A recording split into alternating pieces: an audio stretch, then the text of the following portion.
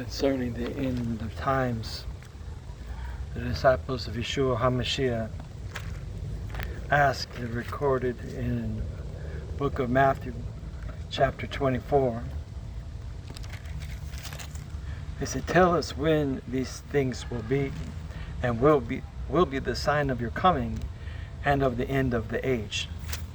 Then Jesus answered and said to them, "Take heed that no one deceives you, for many will come in my name, saying, 'I am the Christ,' and will deceive many.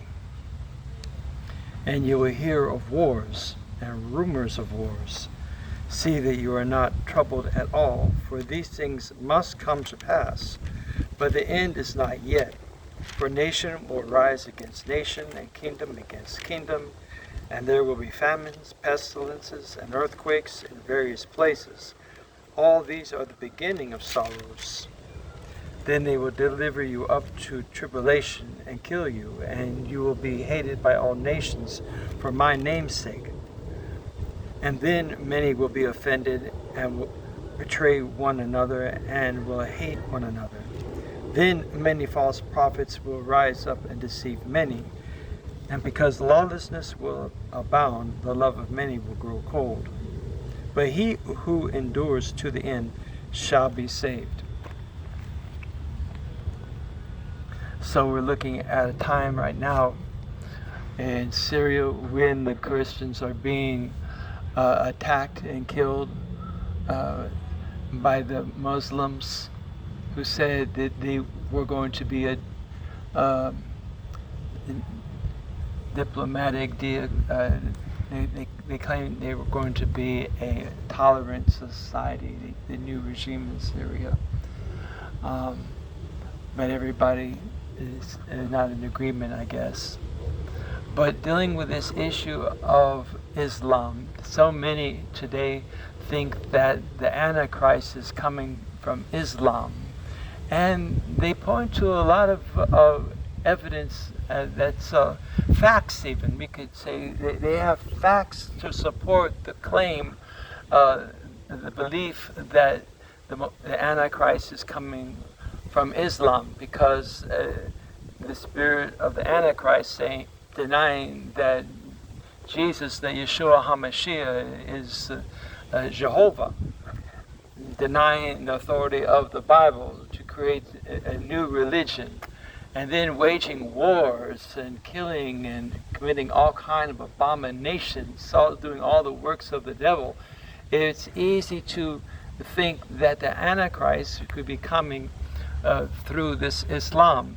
However, according to the book of prophecy, all the kingdoms of men are going to fall. Daniel 2:41 through 44.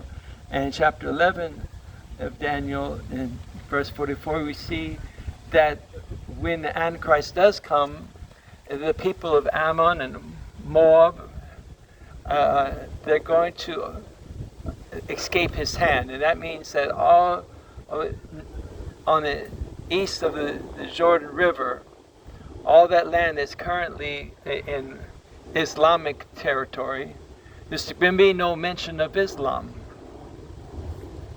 And now that we have access to much more information than was possible 50 years ago, and for centuries, much is coming to light, we can see the fraud of Islam, that some have even questioned, was there even a Muhammad?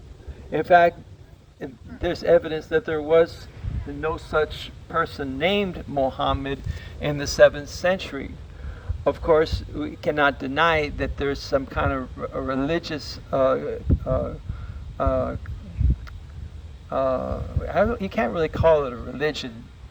It's a criminal cartel, it's a criminal empire. They subjugate people to be slaves, not to ask questions, to do what they're told, and to kill for their kingdom, and for slavery. And the women are slaves and have no hope of heaven.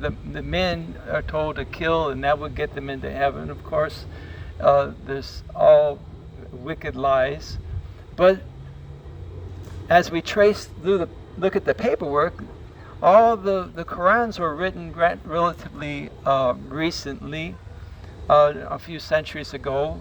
There's hundreds of years from the time they said Muhammad died until the Quran started appearing, and some of what was attributed to him by John Damascus is there, some of it's not there, and much more has been added to it.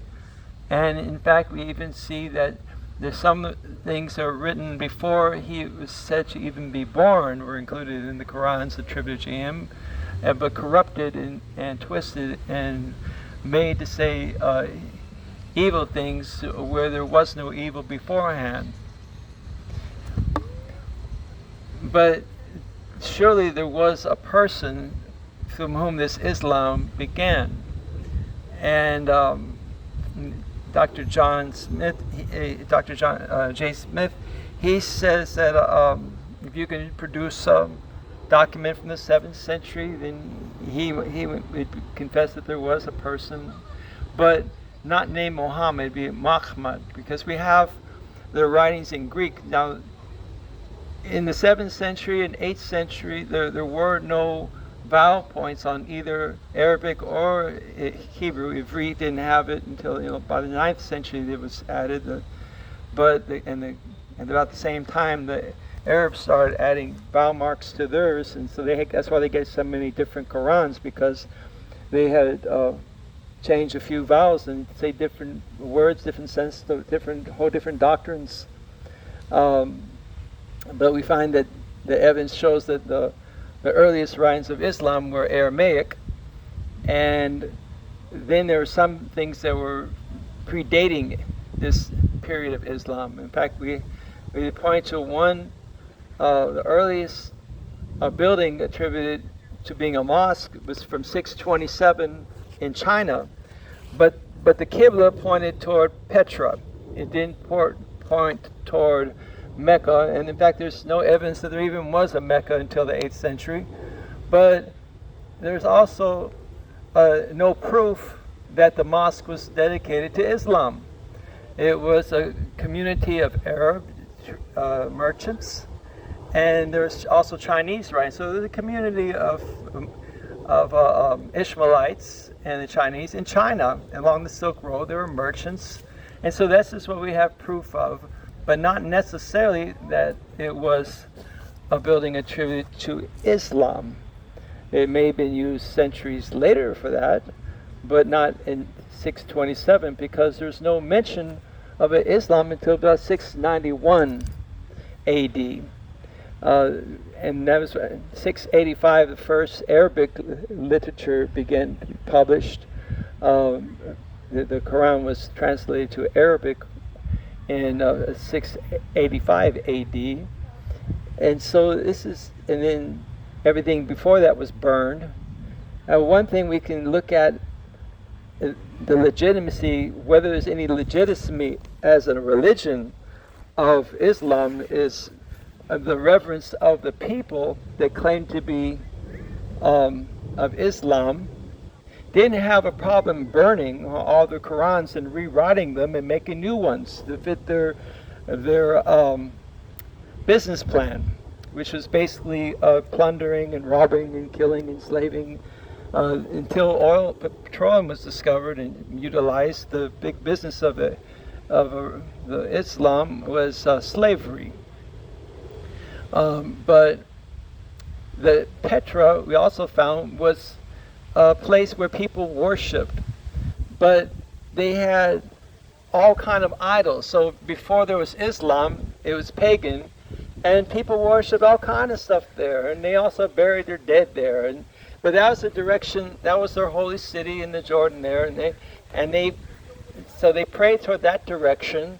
But who were they praying to? It's a good question, because they had a lot of different gods. They were idolaters. Even they say, well, Muhammad's parents were idolaters. And in fact, kissing a stone is an act of idolatry. So it's still idolatry in Islam. But as far as the legitimacy, we find that the Qurans, they talk about against intoxication, but we find that the the cartels dealing with terrorism, they make money. They do a lot of drug trade, as well as they still have sex slaves. They're still taking slaves, and they're still enslaving people. And of course, they're committing a lot of murder and all that. But even this, the leaders of Hamas, the one that was just killed, the brother what's his name, Mohammed. It's this guy, Yahya Sinwar's brother, younger brother, was notorious for being a pedophile.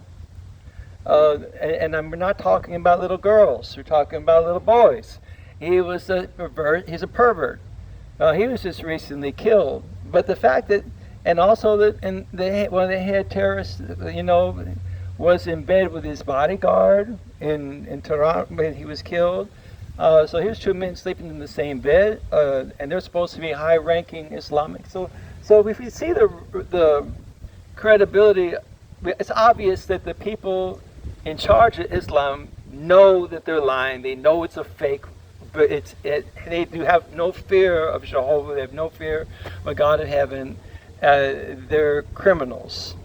So whether or not there was actually a person, Muhammad, whatever you want to call them, what's happening today is on the backs of people who are living today.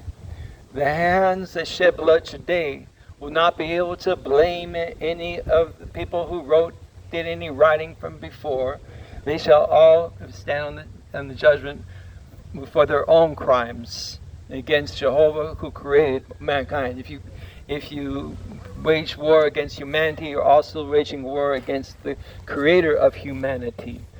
So those people who died in Saul, the Muslims that died in hospitals and were resuscitated, having seen in spirit in hell with Muhammad in the lake of fire, they may have attributed his name being Muhammad because that's what they're told his name, but doesn't mean that's what his name actually was, because there's no way to prove that his name was. There's no vowels in the written language in Arabic, but then in Greek there are vowels. The Greek could not write without vowels, so that's why they have the I, O, U. And they wrote, John Damascus wrote something about Mahmad. And this is a term that we find in the Song of Solomon, the one most desirable.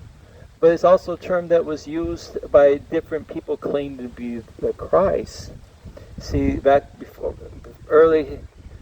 in the early centuries, AD even, we're talking about apostate Jewish leaders who rose up and claimed to be the Messiah, and they went by that name, Muhammad. And no Christian would do that, but there were some apostate Jews that did that, and some Muslims, some Arabs. So there were warlords, and claiming to be a Messiah-like, they could claim that title. But so there are a lot of. Historically, there's a record of many that went by the title, even after the so-called death of Muhammad's 632 AD. And so we really don't have any proof or evidence that would support the legitimacy of any of the Qurans. And there's over 30 of them out now, and none of them agree together. But we have a lot of good cause to why the books should be closed on Islam, and no nation should give any religious kind of privileges to Islam, because it's not a religion. It's an empire that invades and destroys, it plunders and enslaves, and that it's a business plan. It's a criminal operation. It's not a religion. And so this is something we need to be aware of. As far as the coming of our Savior and the end of the world, we know that there's certain things that have got to come to pass before He comes. We know there's got to be the daily offerings reestablished. So Israel has to reinstall its Levites and perhaps even rebuilding of the temple. But when we see the abomination of desolation, then we know how many days are left before his coming. So we don't have to be deceived. If we believe what is written, we believe he who speaks to us, there's written that there's going to be a call. There's going to be one angel, one messenger, one ambassador of Jehovah who's going to go throughout the heavens and say, come out of here, lest you suffer the cup of the wrath of his indignation, because there's going to be a cup of wrath poured out on Babylon. But until that time, no man knows the hour.